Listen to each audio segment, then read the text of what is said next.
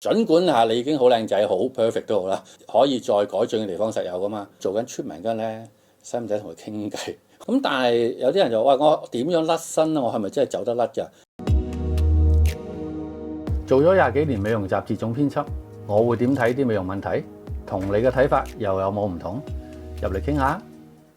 好，大家好，歡迎大家繼續收睇我 Nelson 主持嘅老總點睇。嗱，咁上次咧我哋拍嗰集男士需唔需要做美容嘅時候咧，就應承咗大家拍一條補充片嘅。其實男士去到美容院要注意嘅事項啦。咁我逐點同大家講下啦。其實都陸續收到一啲朋友問嘅。咁就首先去邊間美容院好咧？點揾間美容院出嚟去嘅咧？咁當然你可以喺 Google 打美容院，咁佢就有好多出嚟俾你啦。咁但係你又要諗下點解，即係你喺 Google 搜尋嘅時候，佢會跑到最前俾你咧？咁佢當然係使咗唔少嘅宣傳費啦。咁大家明啊，宣傳費係要收翻，咁呢個大家考慮下。咁通常我見到最常見嘅去美容院就多數都係女朋友去嗰邊間咧，就會帶埋個男朋友去。如果你女朋友都去得啦喎，咁即係話佢又幫襯開，第一有經驗啦，信得過啦，佢都覺得滿意先會幫襯噶嘛，都可以係一個選擇。但係如果你未有女朋友咧，而又喺網上識到個女朋友，然之後佢又約你陪佢做 facial 嗰啲咧，我就建議你唔好去啦。約會咧就盡量唔好喺美容院，飲下咖啡都好過。嗱，你再唔明嘅自己上網揾下啦嚇，即係如果識到女仔帶你去美容院嗰啲，究竟係咩一回事？呢個大家自己留意下。好，第一點好重要嘅就係無論你自己揾嘅定係女朋友介紹嘅，問清楚間美容院做唔做男賓先。因為其實咧就香港就冇規定美容院可唔可以做男賓女賓呢啲嘅。咁其實咧，但係事實上有啲美容院就真係淨係做女賓嘅。咁所以了解咗先，唔好衝到上先。哎呀，唔好意思啊，先生，我哋做唔做男賓？咁你就白行一趟啦，係咪？即係如果你唔係女朋友帶你去嘅咧，去美容院之前嘅一個最重要環節就係先通知女朋友你會去美容院。如果佢有做開嘅，佢會俾到意見你嘅。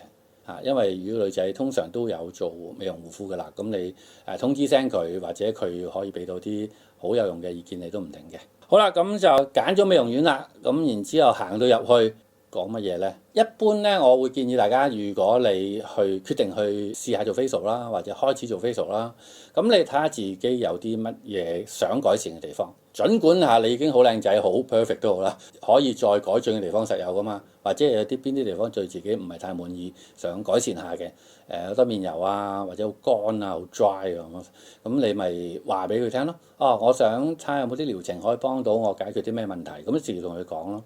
我諗佢哋係好樂意為你解答嘅。跟住呢，有啲咩療程做？一般男士呢去做美容護膚呢，其實都冇女仔咁多花巧嘅。佢哋想解決嘅問題都相對簡單啲。一般頭先講咗，可能覺得自己比較乾啲皮膚，同埋咧男士最常見嘅一個問題就係佢哋係我自己都有一個問題嘅，日常喺清潔嗰方面咧就做得比較粗疏啲嘅。一般嚟講，佢哋唔係好每日好徹底咁清潔到佢自己嘅皮膚，咁所以咧我哋好多特登為男士做嘅叫深層清潔嘅一啲療程啦。咁然之後會係一啲頭先講比較乾嘅時候咧，就有啲保濕療程啦。另外一種咧就係由於我哋唔係成日好徹底咁清潔到咧，都幾常見男士就會有啲毛孔閉塞咗咧，就會塞咗啲黑頭走米啊嗰啲喺度。咁有啲甚至會變成暗瘡啦，亦都因為男士嗰個雄性激素比較旺盛，所以係容易分泌多啲油嘅。咁就亦都係有油性皮膚嘅問題啦。成日都話，咦又話乾又話油，係又乾又油嘅，即係有油就唔代表濕㗎。油同水係兩樣嘢嚟嘅。有啲黑頭走米嗰啲可以有啲針清可以幫到你啦。咁基本上呢啲都係常見到男士都會做嘅呢啲療程嚟嘅。咁好啦，知道自己需要啲咩改善咩問題，知道有啲療程可以啱你啦。咁究竟成個美容嘅過程做啲乜嘢嘅咧？你係第一次去嘅一間專業嘅美容院咧，佢一定同你做一個好詳細嘅諮詢先嘅。咁呢個諮詢包括咗啲咩咧？了解你過往有冇做啲皮膚護理嘅經驗啦，有冇用過啲咩產品啦？其實更重要嘅咧就係話，其實有冇啲咩病歷佢都會問嘅，有冇啲咩藥物敏感啦，甚至咧再進一步會問埋你有冇喺身體裏邊有啲後天加上去嘅一啲醫療咁啦。因為點解會問啲嘢咧？你嘅心臟起搏器或者你某個部位可能曾經受傷過啲鋼板，或者甚至係假牙。咁其實可能喺某啲美容儀器咧，可能有機會對佢哋構成影響嘅。如果個美容院唔知就幫你去用某啲儀器嘅時候咧，咁你咪有機會影響咗你嗰啲醫療嘅設備咯。咁所以佢哋一個負責任嘅美容院咧，係需要問清楚呢啲先幫客做嘅。然之後知道你有啲乜嘢禁忌避忌，佢知道有啲療程唔適合做就唔應該幫你做嘅。如果佢唔問，佢其實冇辦法知道你過往係點噶嘛，佢冇睇唔穿你個身體噶嘛。咁就貿然幫你做任何嘢，其實都係一個唔太合理嘅做法嚟嘅。好啦，咁諮詢完之後咧，仲要同你做一個皮膚分析，咁睇下你而家皮膚狀態係點啦，適唔適合進行嚟緊嘅療程啦。咁做完呢兩個動作之後咧，其實先至會同你去做一次嗰個療程。嗱，第一個動作唔係每次都需要做或者花咁長時間嘅，咁但係第一次就必須要做啦。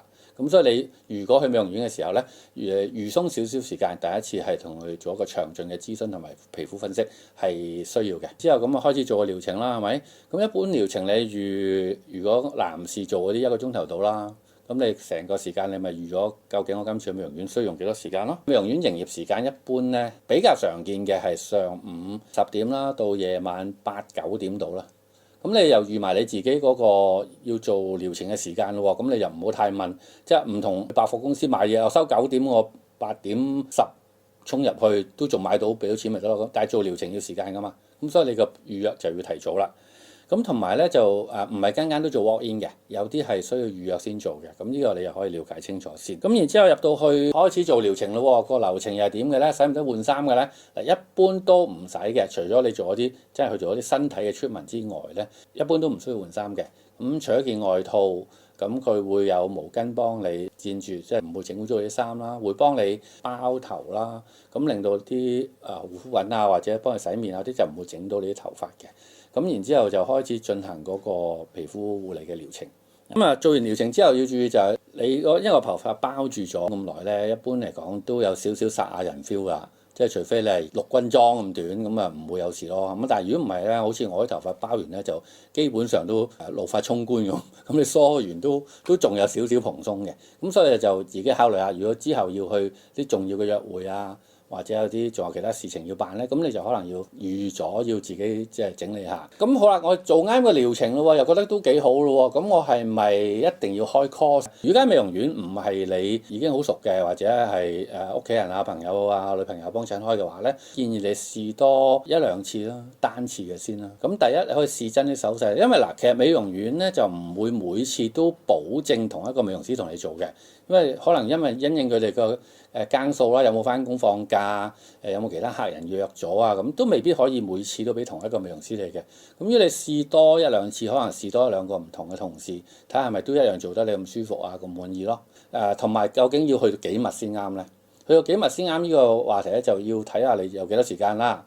嗱，我就覺得如果一般男士你唔係太過所謂貪靚，只係做下皮膚護理，希望個皮膚健康啲、清爽啲、亮麗啲，咁我覺得1個月去2次到啦，其實就夠㗎啦。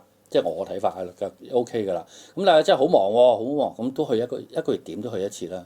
因為你去嗰次，咁佢同你好深層咁清潔，然之後幫你清咗睇下有冇啲堵塞嘅毛孔啊，然之後又幫你做一個 treatment，即係補咩都好啦，滋潤啊、補濕咩都好啦，然之後幫你搽翻啲 cream 啊，或者搽翻啲精華素啊咁。咁但係你試想下，你跟住嗰29日又唔理佢，除非你自己平時喺屋企 home care 做得好好啦，否則的話你嗰29日又係放任嘅，咁然之後下個月先翻去先單都冇咗效啦。咁所以我會覺得，如果1個月先去1次屋企做啲簡單嘅自己家居護理啦。美容師會俾意見你㗎啦，即係用一啲啱嘅洗面嘅潔面產品啦。然之後男士唔好咁複雜啦，我睇法就係你肯認真地清潔，然之後搽翻啲 cream 咧，其實就好夠㗎啦。當然如果你話你比較滋整啲，即係精華素啊、敷面膜啊啲，咁呢個就自己選擇啦。咁但係有基本護理1個月去1次，如果可以嘅話去2次，咁其實我就覺得男士護膚就應該足夠㗎啦。仲有啲人好關心嘅問題就係話咧，做緊 treatment 嗰陣咧，使唔使同佢傾偈，或者佢會唔會同你傾偈嘅呢個美容師？嗱，其實咧，如果一個 smart 嘅美容師咧，就應該睇翻個客想唔想傾偈嘅。當然我相信初時大家都會多傾偈嘅。點解咧？因為你總有啲嘢問嘅，即係你喺美容方面可能你有啲平時嘅疑問，咁你有人做緊 facial 嗰陣，你可以順便問下佢，佢又答翻你，咁其實有啲交流，咁呢個都 OK。但係你中意瞓覺，其實真係可以瞌埋眼瞓覺嘅。覺得會唔會唔禮貌啊？個美容師鬧我講嘢，咁但係如果佢鬧你講嘢，你又眯埋眼，你又唔出聲，咁佢都 suppose 係瞓咗㗎啦，唔通拍醒你繼續講咩？係咪？咁都唔會冇禮貌嘅。呢個係個客人嘅，有啲人中意靜，有啲人中意傾偈，係佢自己嘅喜好嚟嘅。不過呢個唔需要尷尬嘅，因為你係消費者嚟㗎嘛。然之後做完個 facial 咧，通常你當你瞓咗好冇瞓好啦，咁就完咗，佢就會話，通常會同你按幾下個頭啊，按下條頸啊，咁啊整幾下等你鬆一鬆，因為始終瞓咗喺度一段時間冇喐，咁同你鬆翻咁啦。咁但係有一點要注意咧，就係其實如果係異性嘅服務咧，譬如女性嘅美容師做男顧客咁先算啦。或者調翻轉男性嘅美容師做女顧客咁啦，因為其實咧喺一個按摩院條例裏邊規定咧，異性嘅喺呢啲服務裏邊咧就唔可以接觸到身體嘅，所以原則上佢係唔可以按你頸部以下嘅，因為去到膊頭已經去到身體嘅部分啦。咁所以咧就你唔好介意，有時可能有啲美容師比較謹慎，如果佢哋冇按摩院牌咧，其實就盡量都唔接觸你個身體啦，即係以免違法。最後啦，消費大概幾多啦？有啲人會問到，究竟我去美容院做一個頭先講嗰啲我哋叫基本啲嘅療程啦，咁究竟要幾多錢呢？咁就睇地區啦，咁亦都睇規模啦。咁如果一啲小規模嘅小型美容院，咁佢又唔係身處鬧市旺區，租金超貴咁，你想金朝陽咁，你全香港最貴嗰啲大廈，咁其實你一定預咗個收費會高啲啦。咁一般嘅小型美容院，你做個簡單嘅療程，講緊可能300零蚊到500-600蚊呢啲 range 咯。咁如果佢裝修靚仔啲嘅，身處地段又你都知道租金貴啲嘅，呢啲中型啲嘅呢類美容院咧，其實做一個頭先講嗰類嘅出人，你預600-700蚊到1000蚊樓下都有交易㗎啦。咁當然亦都會有啲好貴嘅、好 deluxe 嘅鋪頭都有嘅。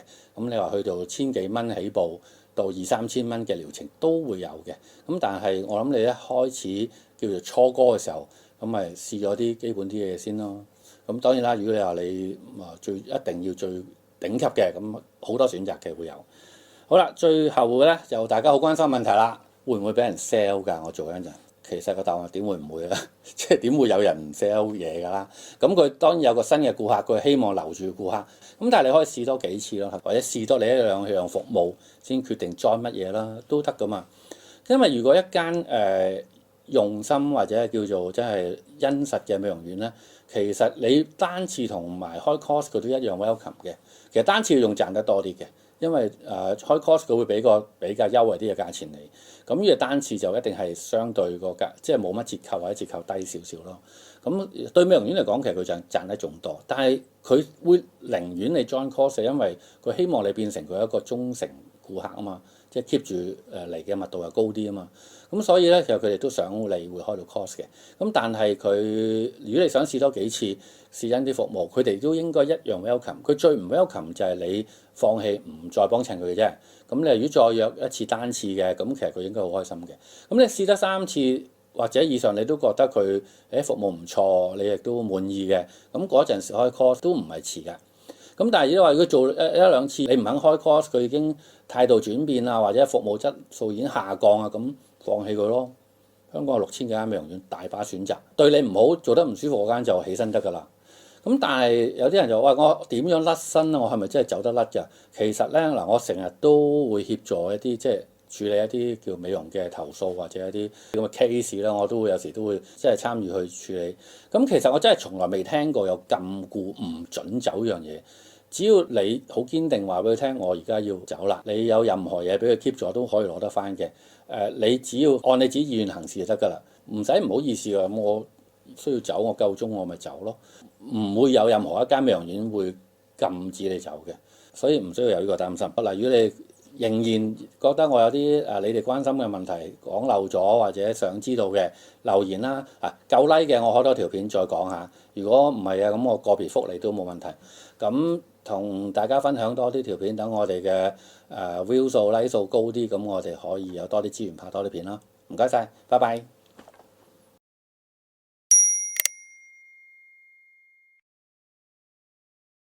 如果你鍾意呢條片嘅內容，請俾個 like 支持我哋啊！同埋記得 share 出去俾你同樣貪靚嘅朋友，再 subscribe 埋 channel 就唔會錯過我哋最新嘅美容資訊啦〜